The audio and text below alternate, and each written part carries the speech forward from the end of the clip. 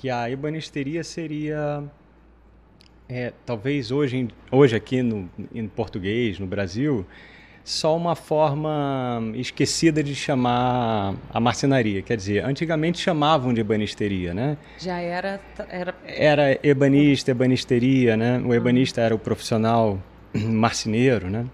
Mas é uma palavra que foi caindo em desuso e hoje é marcenaria, né? Uhum. Então, mas aí eu diria assim que talvez tenha uma ligação também com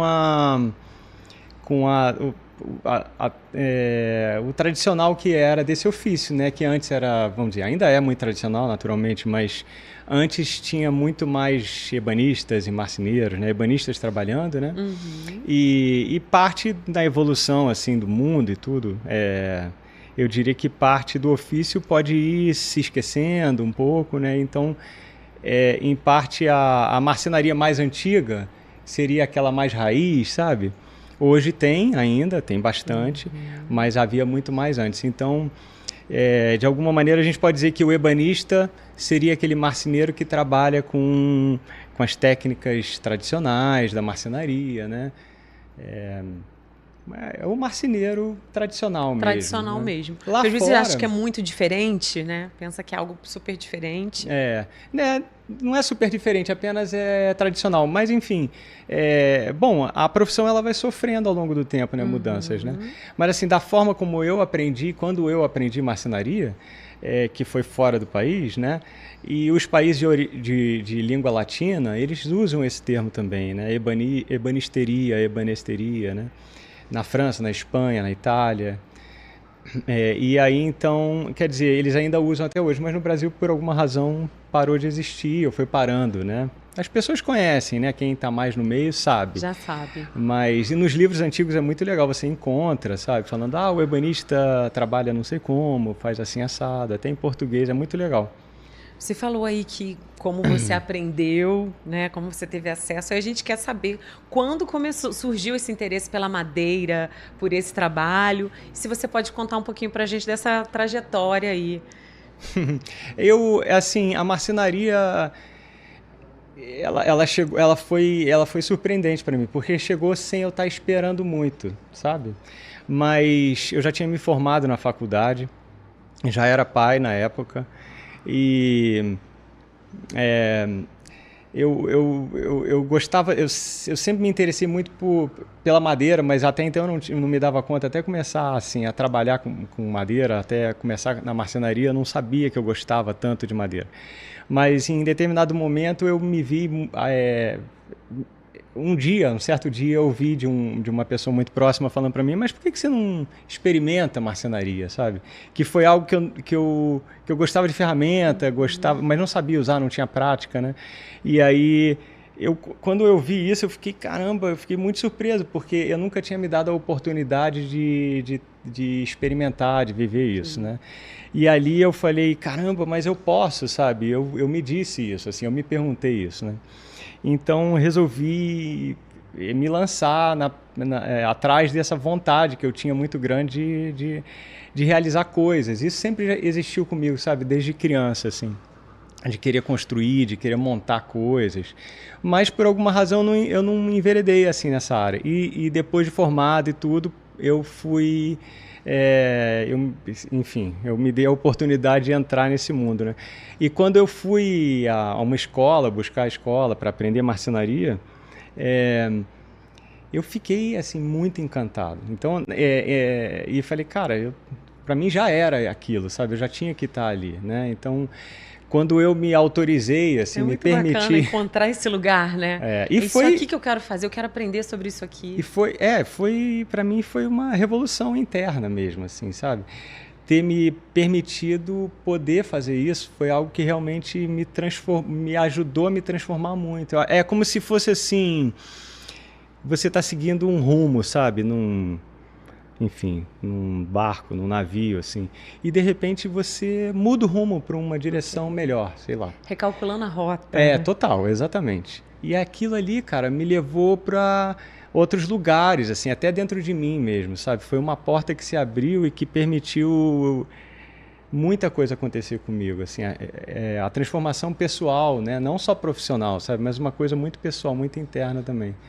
Então, chegou para mim de uma maneira, foi muito bom, sabe? Foi com muita energia, teve muita força. A marcenaria me fez o desejo de poder aprender a trabalhar com madeira, que me levou para o exterior para falar, eu quero aprender mais, eu quero me aprofundar nisso, sabe? Morar num lugar bem diferente da cidade onde eu nasci, que foi o Rio de Janeiro. Falar outra língua, eram coisas que... Vários desafios. Quando eu me vi, eu estava na Itália e falando italiano. Me lembro que eu falei, caraca, cara, eu nunca tinha me imaginado fazendo isso, sabe? Assim. Legal. E aí estava lá, e estava fazendo essa experiência, né? Então, acabei ficando 3 anos, 4 anos na Europa, 3 anos na Itália e 1 na França, aprendendo marcenaria e vivendo algumas experiências, assim, com estágio, coisas assim, e depois voltando para o Brasil. E aí chegou no Brasil, e aí? Foi muito interessante chegar no Brasil, porque eu não tinha nenhum conhecimento prévio de marcenaria, né? A marcenaria, para mim, foi assim, eu tinha vontade, desde criança, de construir coisas. Eu sempre tive muita vontade, mas isso nunca foi para frente. Então, depois que eu resolvi me lançar, é como se eu fosse resgatando memórias de infância, sabe? Muitas coisas eu fui me lembrando. Madeira que tinha na minha casa, de móvel, de piso do chão, do teto. De repente eu ia me lembrando das madeiras, lembrando do som que fazia, da cor dela, do desenho das fibras, dos veios, sabe? De cheiro de algumas madeiras, assim. Que legal. Depois que eu entrei na marcenaria, essas coisas foram aparecendo toda para mim, né? E então foi muito interessante, porque eu fui sem nenhum conhecimento, eu não tinha nenhum conhecimento. Aprendi marcenaria em outra língua, vamos chamar assim. Caramba. E aí eu cheguei aqui e eu comecei a traduzir aquele aprendizado para a minha cultura, para a minha língua, para o ambiente daqui, né? Então foi interessante, por exemplo, aprender do zero a trabalhar em madeiras europeias e depois chegar aqui com aquele conhecimento e aprender do zero a mexer, já com conhecimento técnico, né? Mas a mexer com madeiras brasileiras, né? Olha. Que é muito mais variedade, com desafios bem maiores, eu acho, né? Mas aí você chegou no Brasil e já começou a trabalhar, você recalculou a rota. Total. E já não saiu nunca mais dessa área. Eu pisei em terras brasileiras como marceneiro já.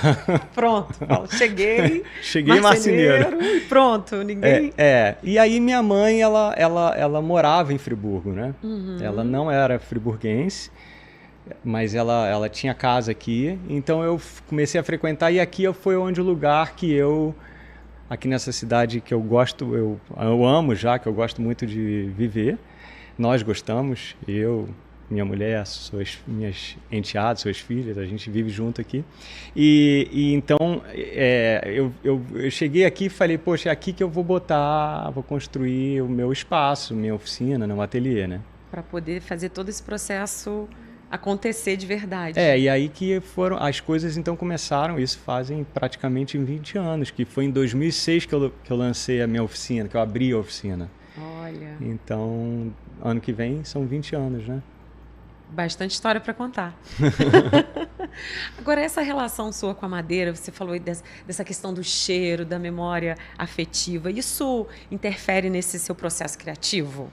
Com certeza está envolvido, né? Acho que tudo está envolvido. Qualquer coisa, desde a lembrança de infância ao esporte que eu praticava quando eu era adolescente, as viagens que eu fiz com meus pais, ao dia a dia lá em casa, a profissão dos meus pais, tudo está presente, sabe? As coisas que eu amo, né? Naturalmente, que eu amo, que eu gosto, Então tudo isso está muito presente. O legal que eu fui me lembrando depois que eu iniciei, que eu entrei no mundo da marcenaria, que realmente eu acho que é difícil às vezes eu dar dimensão do que aconteceu dentro de mim, sabe? Porque quando eu realmente me permiti aceitar que eu podia fazer marcenaria, podia ser marceneiro, sabe? Para mim foi muito, muito impressionante. Realmente é como se eu tirasse uma barragem e a água viesse com muito mais força, sabe? Olha que legal. Muita energia ficou presente, né? E então eu fui me lembrando de coisas assim, tipo os brinquedos que eu tinha na infância, os que eu mais gostava. Tem um de plástico que eu adorava, mas... Mas aí, né, ficou meio de lado aí depois dessa história toda, né? Que era o Lego, né? Eu gostava muito de Lego, que tinha a ver com montar, né? Mas eu me lembro de trem de madeira, com trilho de madeira. E eu não me lembro só do trem, eu me lembro do peso da madeira, da textura da madeira, dos veios da madeira também, sabe? Eram coisas que eu ficava curtindo. Também tinha uma mesa que eu adorava, volta e meia eu me lembro dessa mesa. É uma mesa toda de encaixe que meus pais compraram e nós éramos crianças, assim, né?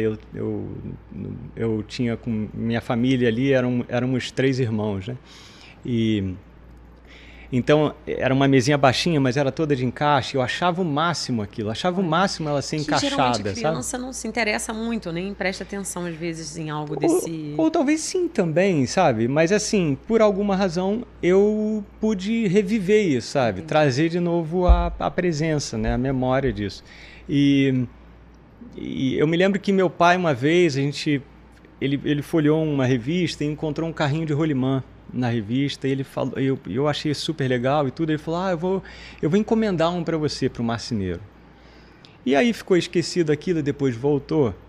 E quando chegou o carrinho, voltou porque chegou o carrinho lá em casa, eu olhei o carrinho, eu fiquei... Deslumbrado. Totalmente. Mas assim, o meu maior prazer em ver o carrinho não era que eu ia andar nele, é que eu via ele construído, sabe? Olha que legal. E aí eu via que era de compensado e tinha umas peças de madeira e eu não sabia nem o que era compensado, nem o que era madeira, né? Muito bem uma na mistura, época. Né? Mas tinha aquilo, tinha o rolimã, sabe? Tinha os freios e eu falava, nossa, que legal deve ser. Eu não pensava nesses termos, mas a alegria que me dava era, cara, como deve ser legal construir uma coisa dessas, sabe? Era isso que ficava para mim. Andar nele era legal também. Mas a possibilidade de construir algo assim é que ficava me estimulando, sabe? Olha que legal. Então eu fui lembrando de várias outras coisas. Quando a gente foi morar, meus pais construíram uma casa. A gente morava num apartamento e depois, com o tempo, fomos morar numa casa. E eu me lembro que tinha um cara que... Bom, tinham várias pessoas trabalhando lá e eu acompanhava meus pais para a obra e tudo. E tinha um carpinteiro, tinha um marceneiro na garagem. E aí eu via aquela máquina e... Estava acompanhando de perto. Eu olhava às vezes, ficava olhando e aí eu queria construir um skate. E aí ele, eu vou te ajudar. E aí o cara ia construindo e misturava madeira com fibra de vidro. Então as coisas que eu ia vendo e experimentava a transformação, a construção, sabe? Aquilo era muito atraente. E todas essas memórias foram me ficando muito presentes, sabe? Depois, alimentando, né? Os detalhes dos móveis, né? E meus pais não trabalhavam com decoração, com interiores, né? Eles trabalhavam na moda, na área da moda. Mas eles, depois com o tempo eu fui vendo também que eles gostavam de móvel de madeira, né? Tinha um marceneiro... Tinha já uma tendência aí para si. Em Teresópolis tinha um super marceneiro francês que a minha avó comentava. Engraçado que essas coisas depois elas foram voltando, voltando com muita presença para mim, assim. Olha que massa. Então eu ia me lembrando dos detalhes e tudo mais. É claro que você está falando aí desse trabalho e a gente tem algumas imagens, né, para mostrar só um pouquinho, né, desse trabalho, desse processo criativo. Porque assim, o Ricardo está falando aqui com brilho nos olhos, né? A gente fala com essa paixão quando a gente faz o que a gente ama. E aí a gente trouxe umas imagens para vocês. Vamos dar uma olhadinha?